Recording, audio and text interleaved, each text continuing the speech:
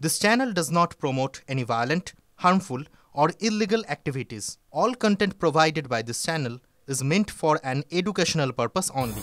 উত্তপ্ত বাংলাদেশ। হিন্দু সহ সংখ্যালঘুরা আক্রান্ত হচ্ছেন। তাদের নিরাপত্তা সুনিশ্চিত করতে ভারত বারবার বার্তা দিলেও হেলদোল নেই ইউনূস সরকারের।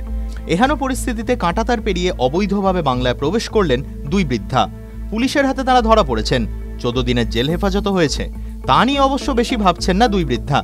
বলছেন কোনো মতেই আর বাংলাদেশে ফিরে যাবেন না। ধৃত দুই বৃদ্ধার নাম আদৌ বর্মন এবং কাঞ্চ বালা। আদর বাড়ি বাংলাদেশের ঠাকুরগাঁও জেলায় এবং কাঞ্চর বাড়ি বাংলাদেশের দিনাজপুর জেলায়। উত্তর দিনাজপুরের কালিয়াগঞ্জের রাধিকাপুরের পুরোগ্রাম ও চাঁদগাঁও এই দুই পৃথক সীমান্ত এলাকায় ভারত ভূখণ্ডে এই দুই বৃদ্ধাকে ঘুরে বেড়াতে দেখে আটক করে সীমান্তরক্ষী বাহিনী। তারপর কালিয়াগঞ্জ থানার পুলিশের হাতে তুলে দেয়। বৃহস্পতিবার ধৃতদের রায়গঞ্জ আদালতে পেশ করলে বিচারক তাদের 14 দিনের জেল হেফাজতের নির্দেশ দেন। ধৃত আদৌ বর্মনের ছেলে সুরেন্দ্র বর্মন ভারতের নাগরিক। তিনি বলেন, চাচ্ছি আমি যে কয় বছর বাঁচবে 2-1 বছর বাঁচলো যেন আমার কাছে থাকে।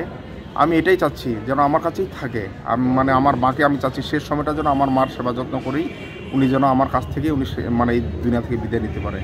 আর মা এটাই বলতেছে বারবার যে আমি যেন আর আমি যেন যদি গুলি খাই তথাপি যেন বাংলাদেশের আর অত্যাচার আমাকে চোখে না দেখতে হয়, না শুনতে হয়।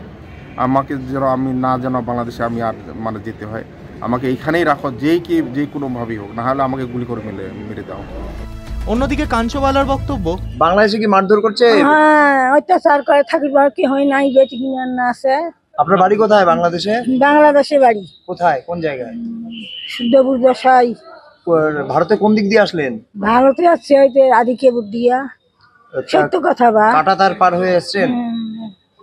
ওখানে কি অবস্থা? বাংলাদেশে কি অবস্থা? অত্যাচার খুব করে, নিজের জায়গা নাই, মানুষ থাকি দেয় না। তার বেটি আছেন না, বাড়ি ঘরে আগুন টাগুন দিচ্ছে।